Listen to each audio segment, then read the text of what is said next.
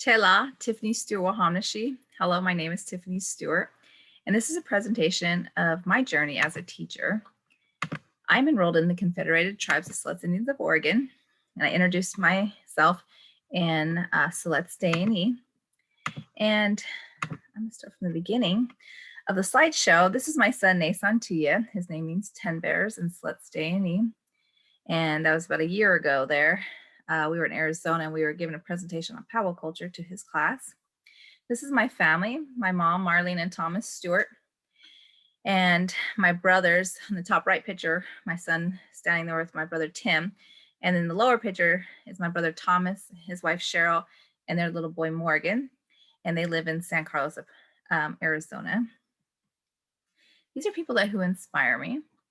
And my mom, she graduated with her AA the year I graduated with my bachelor's in elementary education. The bottom picture, where I was Miss Haskell, is my grandmother, Maxine Relatis, and she always inspired me and encouraged me to do anything I dreamed I could be. And this is on the top right picture, or excuse me, the right picture is my great auntie Vicki and my auntie Shirley. Those are my grandmother's sisters. And they came and joined me in Hawaii when the National Indian Education Association conference was happening. Now, before college, I lived in Kansas City, Kansas. When growing up, my dad worked for General Motors, and I first wanted to be an airline attendant because I flew back and forth from Oregon to Kansas when I was a kid. Every summer growing up, I would be in Siletz, Oregon on my mother's reservation with my grandmother, my aunts or uncles. And I cannot be an airline attendant because I get motion sickness, right? So I started playing lots of instruments in Kansas City, going to the public schools. And my music teacher in elementary school, inspired me to be a music teacher. And, that's really started where, I wanted to be a teacher. Now, this picture on the right is Mr. Z. He's actually a special ed teacher.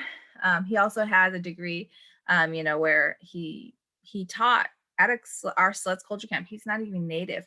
Our tribe hired him a long time ago because we needed to bring cedar weavers in. I started learning when I was 12 years old, and this picture is 20 years later. So that summer I made a headband and some other baskets. And it was just really good that, 20 years later, I'm helping at the culture camp, I'm helping teach others and still weaving.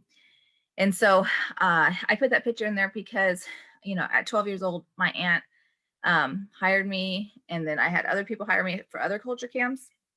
And so when I was all the way through high school, I was teaching beadwork in different classes and working with all different ages on different Siletz culture and arts and singing and dancing. And so to be a teacher, I've been doing that for quite a few years. I attended Haskell Indian Nations University in Lawrence, Kansas. My brother started at Haskell when it was a junior college. So I was going into high school, and I was able to travel with my parents to his basketball games, because Kansas City is not very far from Lawrence. And, I went to the Upper Bound program, and I was just really connected to Haskell. And so I decided to go to Haskell. I applied to like 4 different colleges, and I decided to go to Haskell. And my cousin from Siletz, she ended up going to school with me too. We went at the same time, and she played basketball, and I was a cheerleader and dancer. And through Haskell, I ended up graduating with my bachelor's in elementary education. This was my cohort, and these are students from all across the country and all different tribes. And we had lots of opportunities. We were in a NASA program, and NASA had a program where you could apply to be an ambassador, and I represented the Johnson Space Center.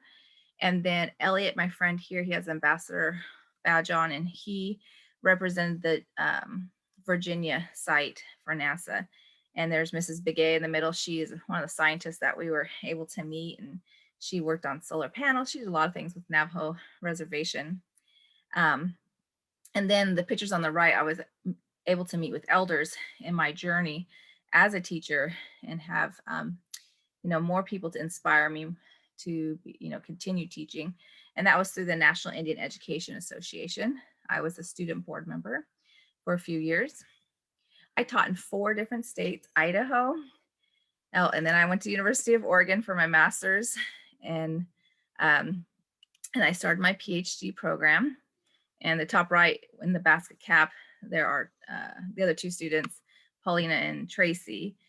They are going for their doctoral degree in special ed.